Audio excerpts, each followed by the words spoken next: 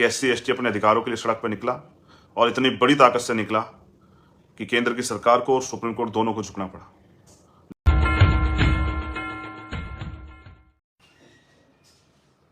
जय भीम, जय भारत, जय मंडल, जय जवाहर, जय संविधान। आज अचानक से एक विशेष लाइव, उस लाइव का उद्देश्य बहुत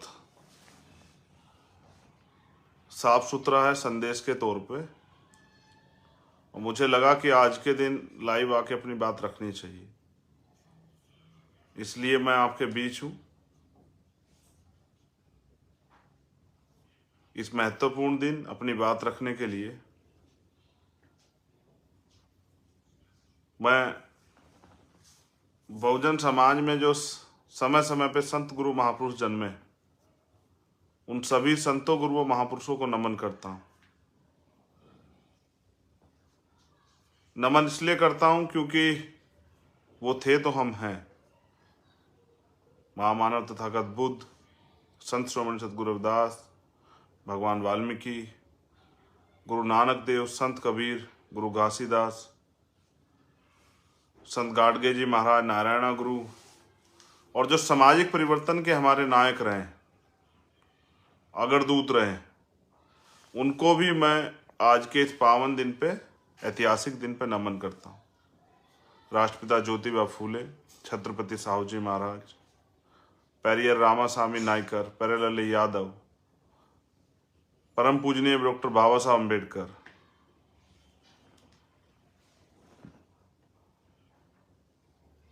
मान्यवर दीना भाना वाल्मीकि साहब, मान्यवर काशीराम साहब, बाबू जगदेव प्रसाद कुशवाहा, जननायक कपूरी ठाकुर, बाबू जगजीवन राम, महामना राम सुव वर्मा, सर छोटू राम महाराज सिंह भारती जी, मान्यवर कुंभाराम आर्य जी, ऐसे सभी महापुरुष, संतराम BA प्रजापति जी, जिन्होंने अपना पूरा जीवन शोषितों वंचितों के जीवन में परिवर्तन के लिए और उनको हक अधिकार मिले, इसके लिए लगाया, उन सभी रहबरों को नमन करता हूं।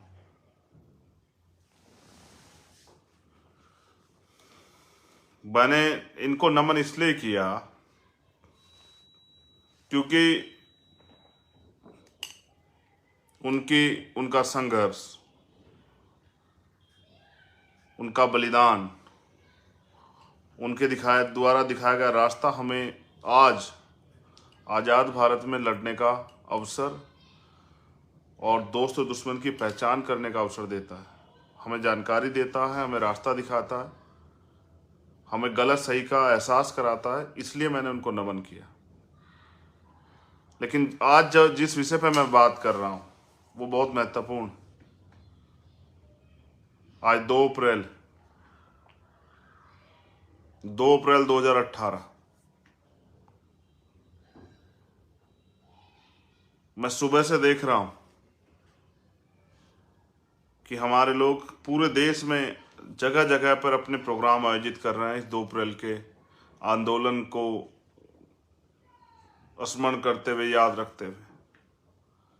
लेकिन मैं आपको कुछ कड़वी सच्चाई से रूबरू कराना चाहता हूं। जैसे हमारे संतों गुरुओं के साथ जो वीरांगनाएं हुई हैं बहुजन समाज में, उनकी भी एक अलग मान्यता है, उनका भी एक संघर्ष है। लेकिन क्योंकि भारत पुरुष प्रधान है तो हमने अक्सर महिलाओं के संघर्ष को नकारा। माँ सावित्रीबाई फूले, माँ रमाबाई, माँ फातिमा शेख, माँ अवंतिकाबाई लोधी, माँ झलकारी बाई, माँ उदादेव पासी, माँ पन्नाधाय, माँ आशा गुजरी, माँ के रूप में मैं उनको मानता हूँ, फूलन देवी, अन्याय के खिलाफ शक्ति का प्रतीक। मैं उन सब वीरांगनाओं को भी नमन करता हूँ जिन्होंने अपने प्राण, अपना जीवन, हम सुरक्षित रहें, हमें समानता का जीवन मिले। और जब हमारे गुरु संत महापुरुष आंदोलन को संघर्ष कर रहे थे, तब उन्होंने उनके साथ निभाने में दिया। तो 2 अप्रैल 2018 ये एक बहुत बड़ा दिन है, इतिहास में दर्ज हुआ है दिन। किस लिए दर्ज हुआ? कि हमने अपने अधिकारों की लड़ाई लड़ी। इसको हम 2-3 नामों से जानते हैं। जैसे हम इसको बलिदान दिवस के नाम से भी जानते हैं, जैसे हम इसको बहुजन एकता दिवस के भी नाम से जानते हैं, हम इसको बहुजन संघर्ष दिवस के नाम से भी जानते हैं, हम इसको शहादत दिवस के भी नाम से जानते हैं। लेकिन ये शहादतें क्यों और किस लिए, और उस शहादतों से हमने क्या सीखा और भविष्य की क्या तैयारी हमारे पास? 2 अप्रैल का आंदोलन क्यों करने की जरूरत पड़ी? जब सुप्रीम कोर्ट ने हमें हमारे मिले संवैधानिक अधिकार SC/ST एक्ट को कमजोर करने का प्रयास किया, तब हमारे अंदर एक चेतना जागरूक हुई और हम लोग सड़कों पे आए, लाखों की संख्या में। सुबह के समय मजाक बना, जैसे शुरुआत में भीम आर्मी का बनता था कि ये नौजवान क्या करेंगे, ये कल के बच्चे क्या करेंगे। फिर दोपहर में विरोध हुआ कि ये सड़कें जाम कर रहे हैं, ये हल्ला मचा रहे हैं, और फिर अंततः दोपहर बाद ये स्वीकार किया देश ने कि SC/ST अपने अधिकारों के लिए सड़क पर निकला, और इतनी बड़ी ताकत से निकला कि केंद्र की सरकार को और सुप्रीम कोर्ट दोनों को झुकना पड़ा। लेकिन मेरे प्यारे साथियों, मैं आज बात कर रहा हूँ अपने नौजवान साथियों से, अपने सम्मानित जो मुझसे बड़े उनसे, अपनी बहनों से, माँओं से, अपने बच्चों से, अपने आने वाली पीढ़ियों से, जो नस्लें अभी छोटी छोटी हैं। एक अधिकार को निष्प्रभावी करने का काम किया। हम लोग इतना चिल्लाए, हमने हंसते हंसते शहादतें दी, हजारों लोगों ने मुकदमे झेले। आज भी मुझे बहुत सारे साथी सुन रहे होंगे जिन्होंने मुकदमे झेले, रासुका लगी। सरकार के द्वारा जो अन्याय है, आप आए थे अपनी मांग, अपने हक की आवाज उठाने, कई जगह आपको हिंसा का शिकार होना पड़ा, कई जगह आप पे गोलियां चली, कहीं आपको पुलिस की लाठियां खानी पड़ी। ऐसा माहौल बना डर का, झूठे मुकदमे लगाए गए। जब सरकार किसी आंदोलन को दबाना चाहती है तो इन सब चीजों का सहारा लेती है, सत्ता के जरिए, प्रशासन के जरिए, पुलिस के जरिए। लोगों को जेलों में ठूसा गया, मारपीट की गई, जबरन डराने का इंतजाम किया गया। इन सब के बाद सरकार को झुकना पड़ा। लेकिन मेरा सवाल ये नहीं, उससे भी बड़ी तैयारी सरकार ने की। हमारा मिला हुआ आरक्षण, हमें मिली हुई संवैधानिक नौकरियां, हमें मिली हुई जमीनें, हमें संविधान के जरिए सम्मान का जीवन जो मिल रहा है, हमारे लिए जो नए अवसर। अब नया इस बार का आप बजट देखो तो सरकारों का आपको एहसास होगा, पहले हमारे लिए SC/ST के लिए नई पॉलिसियां होती, योजनाएं होती थी, हमें अपने पैरों पर सशक्तिकरण के लिए, हमें अपने पैरों पर खड़ा करने के लिए। लेकिन आज की सरकारों के एजेंडे में नहीं। ये मैं नहीं कह रहा हूं, ये आप अगर चेक करोगे तो बजट आपको पता लग जाएगा। पहले बजट चेक कीजिए और अब के बजट चेक कीजिए। जो पैसा आपको तरक्की के लिए, आपको आगे बढ़ाने के लिए, आपको अपने पैरों पे खड़ा करने के लिए, इन वर्गों के सशक्तिकरण के लिए खर्च होता था, अब वो नहीं है। सरकारों ने वो खत्म कर दिया। एक बार जाग के और फिर सो जाना ये अच्छा नहीं है। मगर मैं आपको सच्चाई ये बताता हूँ, जैसे इंडियन आर्मी की बात हम करते हैं, जब देश का कोई जवान सीमा पे शहीद होता है, हम लोग यहाँ बड़े भावुक होते हैं, उसको नमन करते हैं, उसके अंतिम यात्रा में शामिल होते हैं। लेकिन एक कड़वा सच ये भी है कि उसके कुछ दिन बाद ही हम उसे भूल जाते हैं। उसकी मूर्ति लगाते हैं, हम उसके नाम पे गेट बनाते हैं, स्कूल बनाते हैं, लेकिन उसकी शहादत तब जो है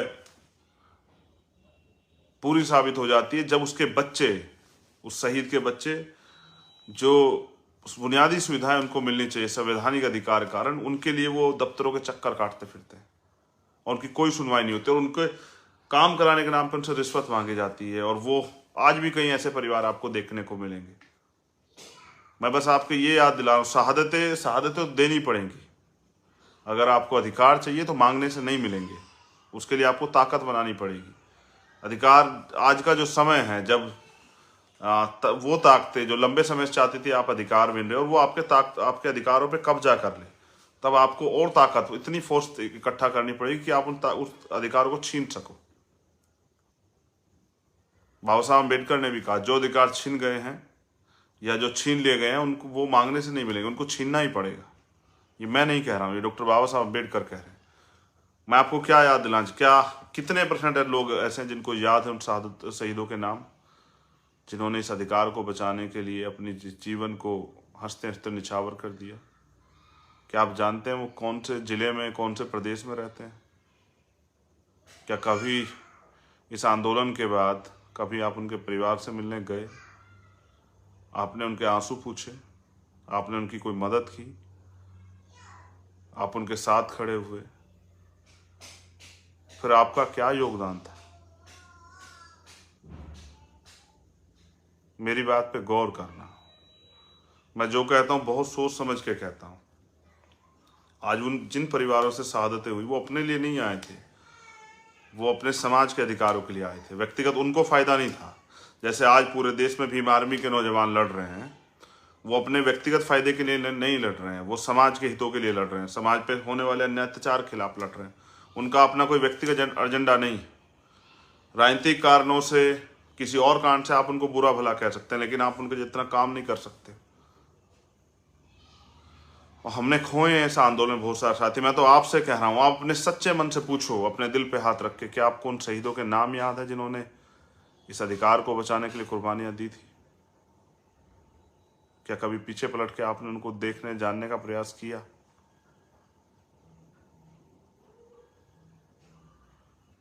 फिर कभी कोई अन्याय होगा, फिर कोई अधिकार छिनेगा, फिर बड़े पैमाने पर इकट्ठा होंगे, फिर सरकार जबरन जेलों में भेज देगी, मुकदमे लगा देगी, मारपीट करेगी, लाठी गोली सबका सहारा लेगी।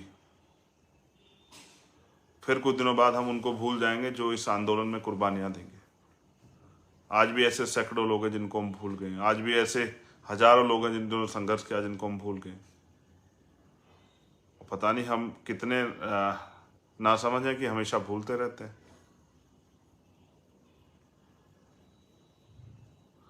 मैं तो बस आपके याद दिला रहा था कि वो सब नौजवान अपने निजी स्वार्थ में नहीं, समाज के मान सम्मान की रक्षा के लिए सड़कों पे आए थे।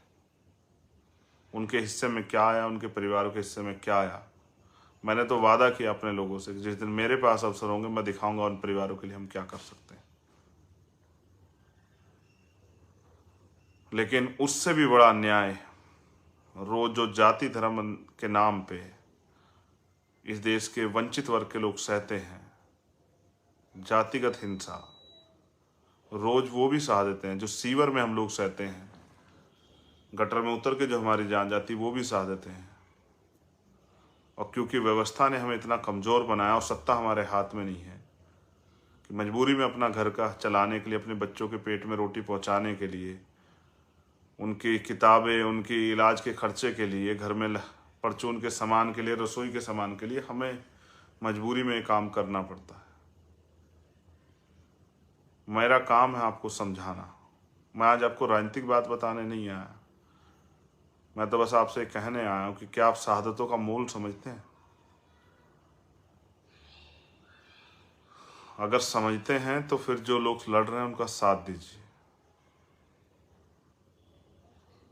उसके बाद भी हमने 2 बार भारत बंद किया है, कोई शहादत नहीं हुई, क्योंकि बिना नेतृत्व के अगर आंदोलन होगा तो नुकसान की संभावना ज़्यादा है, अगर दिशा निर्देश नहीं होंगे। उस आंदोलन से मैंने बहुत सीख ली थी। मैं उन हजारों नौजवानों को सलूट करता हूँ, जय भीम, क्रांतिकारी जय भीम पेश करता हूँ, जय जोहार पेश करता हूँ, जिन लोगों ने इस अन्याय में बहुत सारे दुख सहे, खूब मार खाई, खूब अन्याय सहा, आज भी मुकदमे झेल रहे हैं। मैं उन सभी नौजवानों को जो जहां भी और मुझे सुन रहा है, सोचे मैं स्पेशल आप ही का नाम लेके कह रहा हूं कि मेरे भाइयों, आपने उस दिन को, आज का जो दिन था 2 अप्रैल 2008, आपने उसको इतिहास में दर्ज करा दिया। आप योद्धा हो, और आपको पैदा करने वाली माँ और पिता भी योद्धा हैं, जिन्होंने आप जैसे योद्धा को जन्म दिया। मुझे गर्व है कि मैं आप में से एक हूँ। मुझे गर्व है कि जब आप लड़ते हैं तो इतिहास में दर्ज हो जाते हैं और इतिहास में दर्ज करा देते हैं अपने संघर्ष को। आप सब भाइयों को मेरी तरफ से दोबारा से जय भीम। आपका संघर्ष, आपका बलिदान व्यर्थ नहीं जाएगा। मैं ये बताने के लिए लाइव हूँ कि आपने जो दर्द सहा वो भी व्यर्थ नहीं जाएगा। आपने जो जिन उम्मीदों के साथ वो लड़ाई लड़ी वो भी व्यर्थ नहीं जाएगी। हमारे महापुरुषों के अधूरे सपने भी पूरे होंगे। उनके संघर्ष की का जो मोल है वो भी उद्देश्य जो मोल है वो भी जिंदा रहेगा, वो उद्देश्य भी जिंदा रहेगा, वो उम्मीदें भी जिंदा रहेंगी, हम कामयाब भी होंगे। लेकिन इस तरह भूलने से काम नहीं चलेगा। मैं भी 16 महीने जेल में रहा। हमारे लोग राजनीतिक कारणों से कुछ आरोप लगा देते हैं, लेकिन कभी 2 दिन समाज के लिए घर से निकलिए तो शायद आपको एहसास हो जाएगा कि क्या सहता है क्रांतिकारी, एक समाज सेवी, जब वो समाज की लड़ाई लड़ने के लिए बाहर निकलता है। दूसरे लोगों का विरोध होता है और अपने लोग भी जाने अनजाने में उसका मनोबल तोड़ने का काम करते हैं। 500 से ज़्यादा दिन होते हैं। हर एक रात जेल की ऐसे गुजरती है जैसे लगभग 1 महीना हो। दिन के इंतजार में आंखों के रंग सूखे पड़ जाते हैं। मैंने वो जीवन जिया है। एक 6x10 की कोठरी में 16 महीने, इस उम्मीद के साथ कि और किसी के साथ ऐसा अन्याय ना हो, इसलिए लड़ना है। हमने प्रयास किया है हमेशा उस लड़ाई को आगे बढ़ाने का। आज मैं अपने संघर्ष से ज़्यादा आपके संघर्ष को, जो 2 अप्रैल 2018 में जिस भी साथी ने जितना जहाँ भी संघर्ष किया, मैं उनके संघर्ष को ज़्यादा बल देता हूँ। और मैं मानता हूँ कि आपका संघर्ष देखने लायक था। आपने इतिहास में रचा, आपने इस आंदोलन को इतिहास में दर्ज कराया। मेरी तरफ से आपको बहुत बहुत मंगल कामनाएं। हर उस भाई के लिए कह रहा हूँ जो कहीं भी था देश के किसी भी कोने में, और उसने इस समाज के लिए होने वाले और अपने स्वाभिमान सम्मान के संघर्ष की लड़ाई लड़ी। लेकिन फिर आपसे कह रहा हूँ कि इस तरह अगर आप सादतों को भूल जाओगे तो फिर दोबारा से शायद कोई ईमानदार से लड़ने ना आए। तो जो लड़ रहा है उसका सम्मान कीजिए। मैं उनके लिए बोल रहा हूँ जो 2 अप्रैल 2018 के साथी। मेरा तो जीवन ही ये है, मेरे साथियों का तो जीवन ही है। उनके लिए तो हर दिन 2 अप्रैल जैसा, जब उनको खुद को साबित करना होता है हर लड़ाई में। आज भी कहीं ना कहीं भीम आर्मी के लोग आंदोलन कर रहे होंगे, जैसे मुंबई में, जैसे गुजरात में, जहाँ एक बहन के साथ अन्याय अत्याचार हुआ और कार्रवाई नहीं हो रही। कार्रवाई के नाम पे खाना पूर्ति हो रही। मैं भीम आर्मी के भी एक साथी को, जिनकी वजह से मैं हूँ, जो मेरा परिवार है, जिनकी वजह से भीम आर्मी का एक छोटा सा सिपाही गौरवान्वित होता है, जो देश के सभी कोनों में रह के अन्याय के खिलाफ लड़ते हैं, जो नीला पटका शान से पहनते हैं और उस नीले पटके के लिए कोई भी कीमत चुकाने को तैयार है उसके सम्मान के लिए। मैं उन सभी साथियों को भीम आर्मी की बहुत बहुत बधाई और मंगल कामनाएं देता हूँ।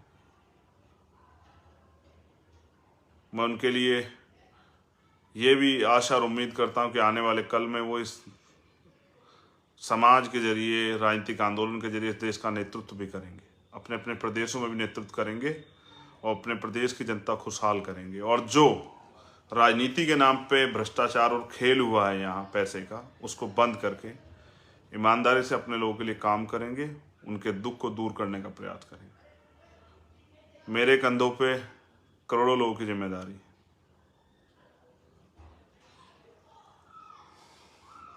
जब मैं जाता हूँ कहीं तो उन बहनों के, माँओं के आंसू देख के अंदर तक हिल जाता हूँ। वो उम्मीद करती हैं कि कल ये हमारा सहारा होगा।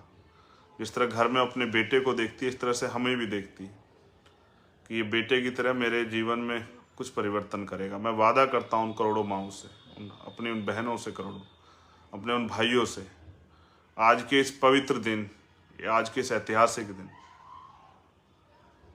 कि हम इसी जीवन में अपने महापुरुषों का सपना भी पूरा करेंगे, बाबा साहब अम्बेडकर और माननीय काशीराम साहब का, और सामाजिक परिवर्तन, आर्थिक मुक्ति के आंदोलन को सफल भी करेंगे। इस देश के संविधान की रक्षा भी करेंगे, उसको लागू भी कराएंगे। बस आप संघर्ष को ना भूलें और आपके हाथ वो मेरी पीठ पे हों या मेरे हाथ में हों, जो मुझे आगे बढ़ने का हमेशा उत्साह देते हैं। भीम आर्मी को उत्साह देता रहे, आज़ाद समाज पार्टी को ताकत देते रहे।